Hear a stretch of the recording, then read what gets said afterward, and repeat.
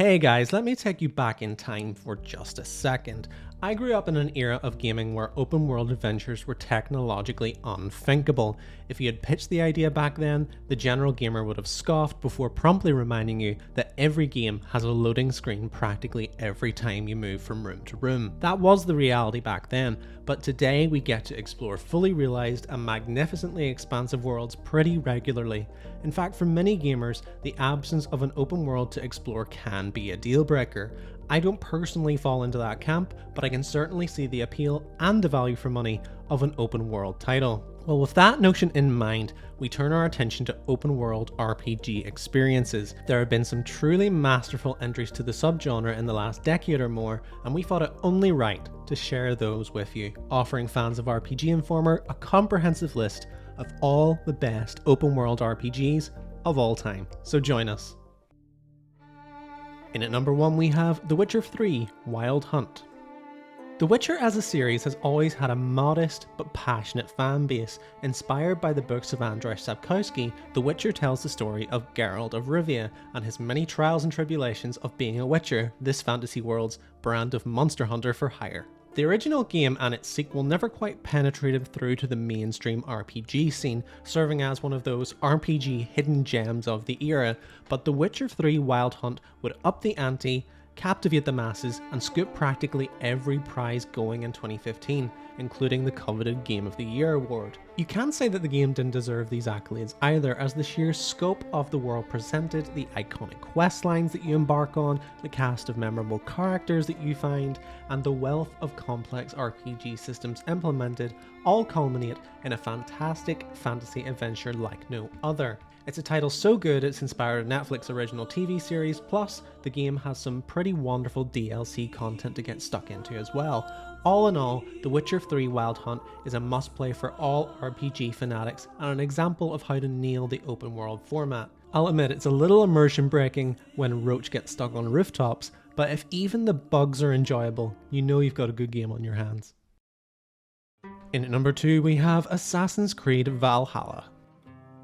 Seeing as Assassin's Creed Mirage is not too far away, there's no better way to get prepared for this new Assassin adventure than diving into the last one, AC Valhalla. This one plays out much like the other modern AC titles like Assassin's Creed Odyssey and Assassin's Creed Origins, offering an open world deep dive into Norse mythology as you and your band of Vikings take to England. You'll be fighting wars, taking down kings, uncovering assassination plots, encountering all manners of enemies, and exploring to your heart's content. You know, the usual AC stuff, but this time with tight Nordic braids in your hair and a helmet with horns. The parkour and exploration are great, as they pretty much always are within this series, but what makes this one most memorable is the combat. It's a battle system not unlike the Shadow of Mordor series minus the Nemesis system, allowing you to cut foes down to size, use big finishers and abilities to land outlandish blows, and enemies actually have a bit more about them than the spongy adversaries that came before.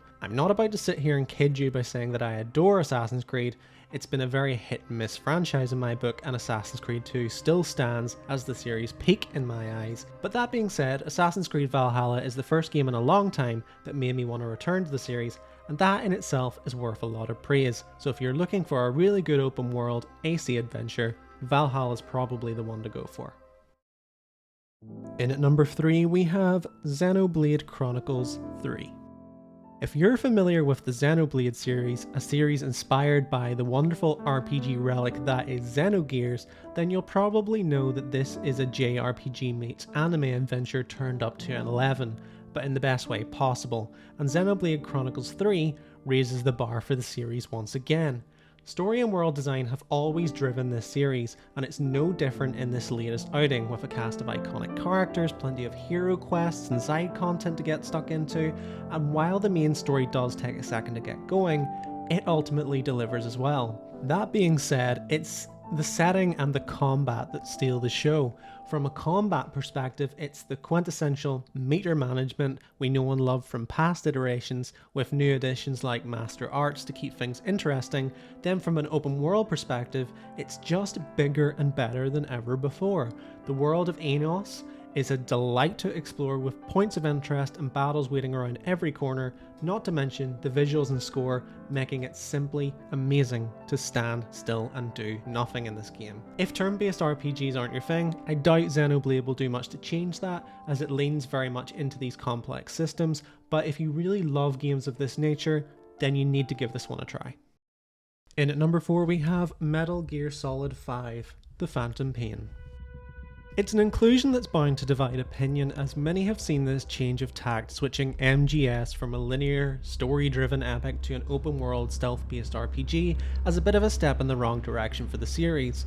However, even if it's not the best game in the MGS series, that hardly means it's not worth mentioning, because after all, it's pretty stiff competition. I can't even begin to defend the lengthy and long-winded opening sequence that is MGS 5's opener, but when you are let off the leash to explore, the game really comes into its own. The gunplay is razor sharp, the world is staggeringly beautiful, the stealth mechanics are as tight and refined as we have come to expect from the series down the years, Mother Base makes the moments away from the intense espionage just as riveting, and as you would expect from the mind of Kojima, the story is wacky, wild, and keeps you on the edge of your seat for practically the entire run.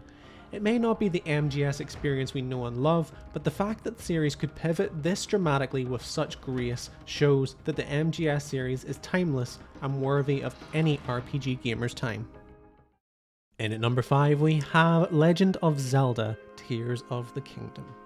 How do you top a generation-defining, franchise-altering instant classic like Legend of Zelda: Breath of the Wild?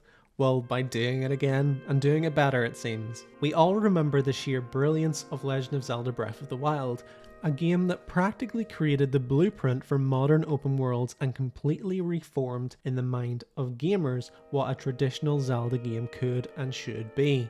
It seems simply untouchable, and yet this year we got a follow-up that is undeniably even better. Tears of the Kingdom takes the strong foundation created by Breath of the Wild and then builds a monumental metaphorical mansion of riches on top. The game introduces new mechanics and systems that encourage player creativity and industry, it improves on the minor flaws of the original, and the world is even more impressive in terms of scope. The world is bigger, but how Nintendo have managed to do that is magical, and that is through one thing and one thing alone: verticality. Through creating underground caves and castles in the sky, the player can explore both the X and Y axis of Hyrule, which means much more rewarding exploration when compared to the original. Many will see this as glorified DC, and perhaps that's because the cultural impact of Breath of the Wild was simply impossible to rebottle again, but what cannot be disputed is that Tears of the Kingdom is hands down the best open world Zelda experience that money can buy today, and that's why you should give that one a try. In at number 6 we have Ghost of Tsushima. Back in 2020, many would have thought that the samurai-inspired subgenre had been milked dry. We already had a wealth of games of this nature like Ninja Gaiden, Mark of the Ninja, Nioh, Onimusha, Sekiro, honestly the list goes on. Yet despite this surplus of samurai epics, one came along late in the day to blow them all out of the water, and it stands alone as the best of the bunch by some distance. Ghost of Tsushima is an open world that mainly succeeds based on the keen focus on cinematography and the sheer beauty of the environment. Sure, the world and the stories told within are gripping as well, but this is a rare oddity where simply existing in this world and drinking in the scenery is worth the price of admission alone. Thankfully though, there's more to this game than riding through fields of flowers on horseback. The combat in this game is akin to more accessible Souls combat, which offers plenty of challenge and makes each encounter feel important. Then when combined with wonderful stealth functionality, you have the freedom to be an agent of chaos who swings their katana and asks questions later, or a meticulous shadow who gets the job done and leaves without a soul ever registering their presence. In short, Ghost of Tsushima is the ultimate samurai experience, and if you somehow missed this one, you need to right that wrong as soon as possible. In at number 7 we have God of War Ragnarok. Who would have thought that Kratos, the god of war, who tore literal deities limb from limb in the most visceral manner imaginable, would have a redemption arc? Back in 2016 we saw the soft reboot of the God of War franchise that pivoted this gory hack and slash series and thrust players into a father-son action RPG epic steeped in Norse mythology and yes, still quite a bit of gore and violence. Well, 2022 marked the end of this saga as we witnessed the completion of Kratos' redemption arc and the secrets of Ragnarok revealed in a truly cinematic fashion. God of War Ragnarok is another example of the same but better, as the sequel really doubles down on all the best bits of the original outing, while fixing a lot of the glaring issues apparent in the original to boot. The game offers top tier visuals, a collection of sprawling and beautiful realms to explore, a captivating storyline, and plenty of new mechanics to play around with. I will concede that the combat is still the weakest aspect of the game, and being a God of War, combat plays a pretty big role, but overall this is a game that makes buying a PS5 for the exclusive titles alone all the more irresistible. In at number 8 we have Divinity Original Sin 2. It can take a little while for the gaming community to warm to a franchise. You need only look at the entry first on this list to see that. However, when games being released are mediocre at best into the bargain, that makes it less likely that the series will dig itself out of the hole. Larian Studios found themselves in said hole after a run of underwhelming titles, but against all the odds, the studio managed to turn the tide in their favour, producing Divinity Original Sin 2, a game that is seen as one of the best CRPG adventures of all time. The world on display here is exactly what you would imagine in your heads while embarking on a new D&D campaign led by a veteran dungeon master. The game offers a true pen and paper feel to exploration, allowing the player to shape their story as they choose. And the same can also be said of the combat within this game, as each encounter acts like a top-down chessboard, only instead of wooden pieces, you have druids and barbarians capable of performing powerful attacks and devastating spells. Freedom and experimentation is often rewarded, and no one battle ever really feels the same.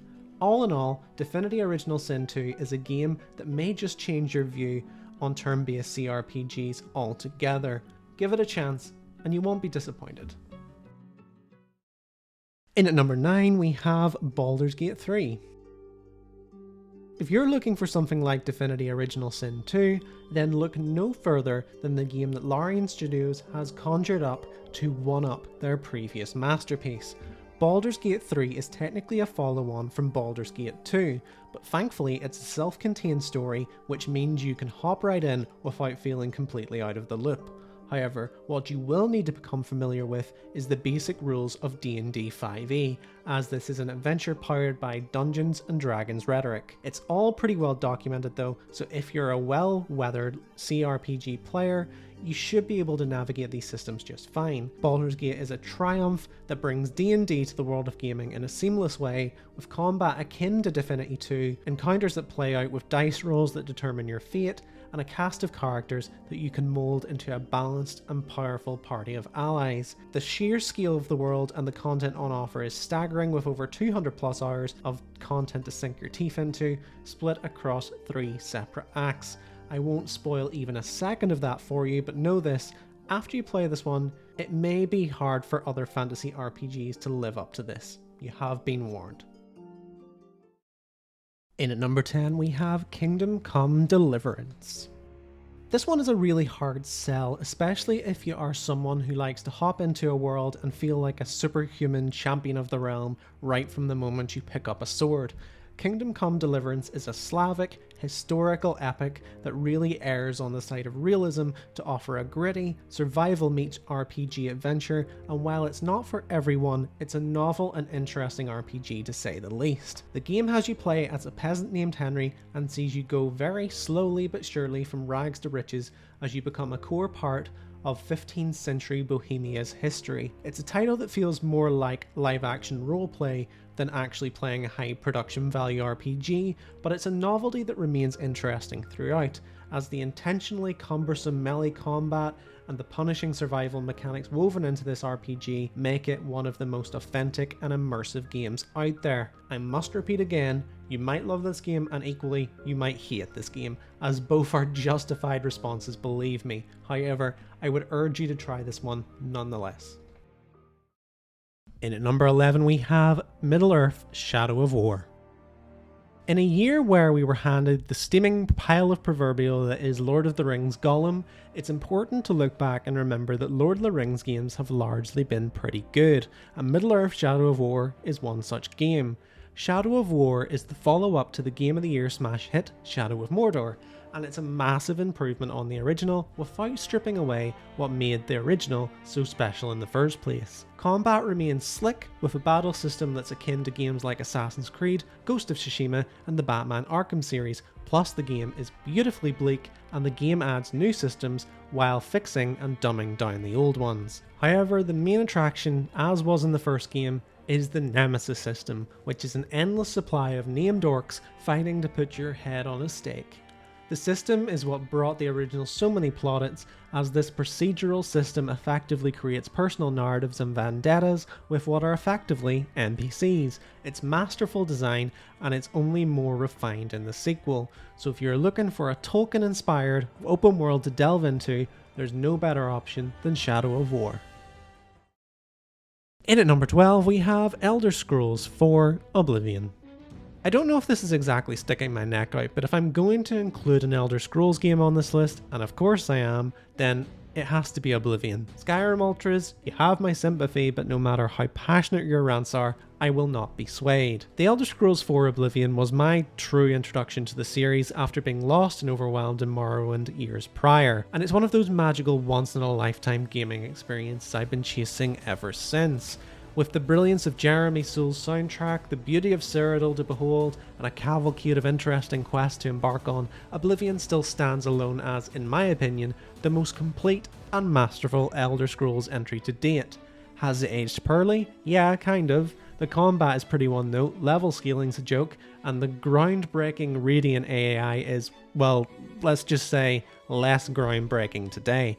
But it has a certain charm that makes all of this okay somehow. Modern Elder Scrolls fans will undoubtedly question this opinion, and that's your prerogative, but to that I say, you just had to be there. In short, Elder Scrolls IV Oblivion is the #1 Elder Scrolls game in my eyes, and for that reason, you should give it a chance. In at number 13 we have Elden Ring. While some could argue that practically every Souls game is at least partially open world, it always has been a little bit of a facade, as Souls games would typically funnel players through a linear path to the end game. It was a simple illusion of an open world, but the same cannot be said of Elden Ring, the game that would finally bring genuine open world gameplay to the Soulsborne genre. Elden Ring, thanks to this format, serves as the optimum starting point for new Souls players, as the open setting allows players to engage with what they want, when they want, and hone their skills in a natural way rather than hitting their head against a brick wall in the form of a Taurus demon in a bid to get good. Not only that, it's a masterful blend of all Souls games that have come before, weaving a tapestry of pain and suffering for any sadistic gamer looking for a harsh but fair challenge. As someone that platinumed the game, I've seen all the Lands Between has to offer, and I can say with certainty that this is one of the best open world games ever formed, yet somehow still only the second best Souls game. That's right, I'm talking about Bloodborne, but putting that to one side, Elden Ring is fantastic and you should be playing it right now, so what are you waiting for? Get playing. In at number 14 we have Fallout New Vegas. Fallout New Vegas is an example of how good Fallout games could be if Bethesda were willing to employ even some capable writing staff. Sure, stockpiling fusion batteries and building settlements is fun, but imagine if the main questline and general dialogue of a Fallout game were great as well. In a very truncated development period working on an antiquated game engine, Obsidian Entertainment managed to take the Fallout IP and make a Fallout game better than Bethesda could have ever dreamed of, which is embarrassing for them, but a blessing for the fans. Fallout New Vegas gave fans an open world RPG sandbox to run wild, cause mischief, and genuinely roleplay within the Fallout universe, which is something that had been lacking since the Interplay CRPG days. It's a game that has wonderful RPG mechanics, incredible writing, it's true to the Fallout source material from the 90s, it has some of the best DLC I've ever played, and overall, it serves to highlight all the assets that Bethesda lacks. Todd, can't you just give the next one over to Obsidian? Pretty please? In at number 15 we have Hogwarts Legacy. If fan service were embodied in a game, this would be the game. Hogwarts Legacy is an open world RPG set within the wizarding world of Harry Potter, set long before the battle between Harry Potter and Voldemort, which allows you to explore Hogwarts and beyond, living the life of a 5th year student. For many fans that would have been enough, but alongside a cavalcade of goodies to find and endless exploring to be done, you'll be embroiled in a gripping story that will see you face off against Ragnarok, the leader of the Goblin Rebellion. To be honest with you, the story is probably the least exciting thing about this game, as the real joy comes through exploring the grounds, flying high in the clouds on your broom, casting wicked spell combinations, and generally just doing what a teen wizard would do with Hogwarts at their mercy. I'll concede that after the initial novelty of being a Hogwarts student wears off and you explore beyond Hogwarts and Hogsmeade, it does boil down to a typical Ubisoft format open world where you passively check off map markers, but for that initial high alone, I would recommend this game to just about anybody. In at number 16 we have Starfield. Skyrim in space, anyone? I joke, but we all knew that if Bethesda could actually make that statement a reality with Starfield, we would be playing this new space epic for years and years to come, and while the game definitely has its flaws, I think they actually managed it. Starfield is an embarrassment of riches where game mechanics and finer details are concerned, which is pretty much the Bethesda motif. The game allows you to explore over 1,000 planets, build your own ships, cook food, make armor and weapons, dogfight in space, build outposts, and stuff thousands of potatoes into the cargo hold if that's your thing. You think it, and you can probably do it. It's this freedom that makes Starfield so impressive and equally so overwhelming, but if you're someone who wants an open world RPG where you can simply inhabit the world for thousands of hours, then this game is probably the one for you. I will warn you, there are bugs aplenty, the space dogfighting is pretty poor in my eyes, and the writing, as is often the case with Bethesda, leaves a lot to be desired. All that aside, this is the first game that made me think, should I go and get an Xbox? And that is high praise indeed from a PlayStation lifer like myself. So if you have access to Starfield, you should definitely try it. In at number 17 we have Horizon Forbidden West.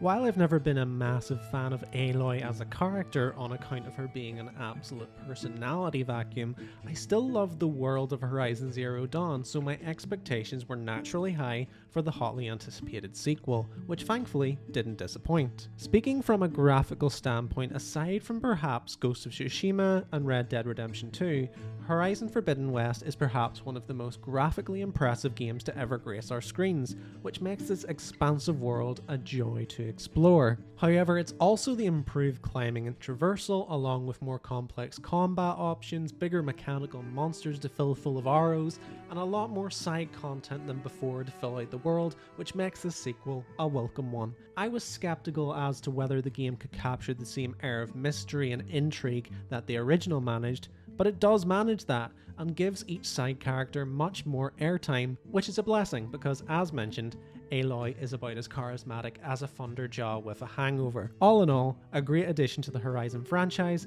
and another wonderful PlayStation exclusive. In at number 18 we have Genshin Impact. My relationship with Genshin Impact is a bit of a weird one. I began playing the game as a professional obligation, and it soon turned into a genuine obsession. I guess that's gacha games for you, but aside from the gambling addiction that this game thrust upon me, it's actually also a very competent open world RPG. It's a world that has been built slowly but surely in an MMO style fashion, but at the time of writing, players can expect to play over 80 hours just to get caught up on the main story, which shows the sheer scale of what's on offer. The exploration within Genshin is straight out of the Breath of the Wild playbook, and it takes a lot of inspiration from modern Zelda titles, but to its credit, the story is compelling, the world building is on point, the combat is accessible yet hard to master, and there's so much to do that you could literally play this game endlessly if that's what you wanted to do. I've since kicked the habit that is Genshin Impact, but even though I'm clean now, I think back fondly on my time exploring Teyvat, and I would highly recommend it to anyone looking for a new game to take over their lives. In at number 19 we have Death Stranding. You could have gave me 1,000,000 guesses on what Kojima was going to dream up after leaving Konami, and I wouldn't have even come close to describing the plot of Death Stranding, which for those unaware, is a post-apocalyptic Uber Eats simulator. I'm being a little bit reductive there, but it partly paints the picture. In this game, you play as Sam Bridges, a courier who must brave the tumultuous terrain caused by the Death Stranding and create a communication network between the settlements that remain, effectively rebuilding America one connection at a time. To say this is a Marmite game would be a bit of an understatement, as some will immediately love the format and appreciate this fresh take on the medium, whereas others will find this title dull, tedious, and needlessly punishing. Me? I'm somewhere in the middle. I don't think the game will ever rank among the greats for me, but I can see the appeal, and from a critical perspective, I know when the opinions of the masses outweigh my own, making this game very much worthy of a place on this list. In at number 20 we have Marvel's Spiderman.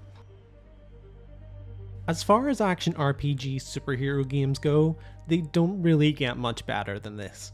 In this game you play as Spider-Man, who else? Although instead of the usual bit by a spider origin story, you are immediately thrust into the daily duties of the web slinger in a unique storyline involving a new antagonist, Mr. Negative. The story, the visuals, and the set pieces make playing this game a joy for sure, but what makes this an unforgettable open world experience is simply traversing New York City in a way that only Peter Parker, or Miles Morales, can. The web swinging feels fluid and satisfying, allowing you to chain jumps, flips, swings, nosedives and vaults with ease, so much so that you'll reach your destination and think, hey, maybe I'll take another lap around the block before I do this quest. It's pure wish fulfillment that allows you to place yourself in the tight spandex bodysuit of the crime-fighting arachnid, and it's a ton of fun. So if you feel your spidey senses tingling, it's time to get playing. In at number 21 we have Red Dead Redemption 2. While I've always seen most of Rockstar's marquee titles as open world sandboxes rather than RPGs, I'll happily make the exception for Red Dead Redemption 2 in particular, and that's down to the fact that in this world, you can be anyone you want. Red Dead Redemption 2 places you in the shoes of Arthur Morgan, a gunslinging cowboy living through the civilization of the Wild West, as his band of cronies aims to keep the old ways alive. It's a typically deep and affecting Rockstar narrative with plenty of peaks and valleys for players to enjoy standout missions while getting ample time to branch off from the main quest and try out the laundry list of side activities on offer. This is why the game is included here. Variety. You can roleplay as a hunter, an outlaw, a horse breeder, a professional gambler. If you can dream it, you can do it. And that, in part, makes the game so damn special. It's one of those games that you could get lost in for days without even trying, so mark a few days off on your calendar and give this one a shot. In at number 22 we have Cyberpunk 2077. It may have taken a while for Cyberpunk to become the game that it wanted so badly to be on launch, but much like games like No Man's Sky or Final Fantasy XIV, this game will gradually become a very competent and compelling game indeed. This one sees you play as either a nomad, a street kid, or a corpo from the start of the game, and sees you embark on a heist that will spiral out of control, leading to you harbouring an old rockstar meets terrorist in your mind who seems pretty keen on taking over your body and wiping you out of existence. Oh, and he's played by Keanu Reeves, obviously. Here's the thing, Cyberpunk 2077 always had good bones, and when most of the bugs were eradicated, what remained was a super stylish, insanely fleshed out, high octane RPG with plenty of memorable highs to enjoy. It's still a game that has its issues, but CG Projekt Red seems pretty confident that their Phantom Liberty DLC will eradicate all of these issues, so we'll keep an eye on that for you, and in the meantime, you'll want to play this one. In at number 23 we have Star Wars Jedi Survivor. Maybe it's a little bit generous to call Jedi Survivor a legitimate open world, as a lot of the sprawling areas are broken up by a pretty lengthy scene in the Mantis.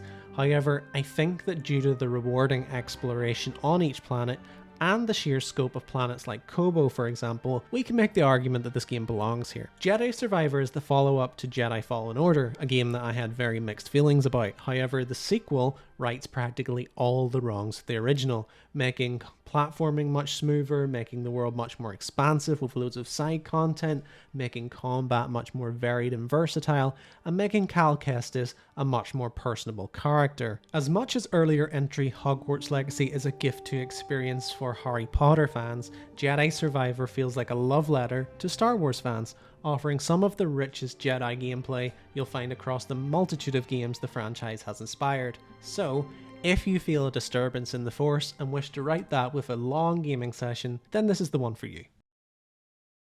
In at number 24 we have The Outer Worlds. Obsidian Entertainment wasn't hiding under a rock after the success of Fallout New Vegas. They just pivoted to different types of games. They created the wonderful South Park and the Stick of Truth, and they created CRPG Masterclass Pillars of Eternity and its sequel. However, it seemed they still had a Bethesda-style RPG score to settle, and they did that in the form of The Outer Worlds, a spiritual space-bound successor to Fallout New Vegas in a lot of ways, that placed players in a wacky intergalactic adventure like no other. As you would expect, the writing really carries the game on its back, with some weirdly wonderful encounters, more than a few killer gags, and a main questline with branching paths that are a ton of fun to complete. My only criticism with The Outer Worlds was that there simply wasn't enough of it to go around. However, what is there for players to enjoy is absolutely stellar, making this a great game to pop on right after you squeeze the last drops of juice out of your Fallout New Vegas playthrough. In at number 25 we have Disco Elysium. Lastly, we have the CRPG Hall of Famer that is Disco Elysium. One could argue that this teeters on the fence of what constitutes an open world, and it's pretty pocket-sized when compared to those listed here. But I would combat that by pointing out just how densely packed this little world is. Every nook and cranny of this world is packed with exposition, clues, items, lore, and intriguing little tidbits that serve to enrich the masterfully written story. It's a game that nails dark humour better than any other I've ever encountered. It masters the pen and paper feel that a CRPG should, without the need to have any combat at all. Plus, the game offers the player so many ways to roleplay and explore Revachol that even after 6 playthroughs at the time of writing, I'm still yet to experience one that feels all that familiar. There are some great detective games out there, but none will ever come close to topping this one, and that is a hill that I am willing to die on. There you have it, guys. That's RPG Informer's pick for the top 25 best RPG open worlds of all time. In case you haven't noticed by now, RPG open worlds make up a lot of the best rated video games of all time, and rightfully so, because they're awesome. So with said awesomeness in mind, I hope that this list serves you well in ingratiating yourself with all these new locales and thriving in an open world setting. As always, thanks for watching, and I'll see you next time.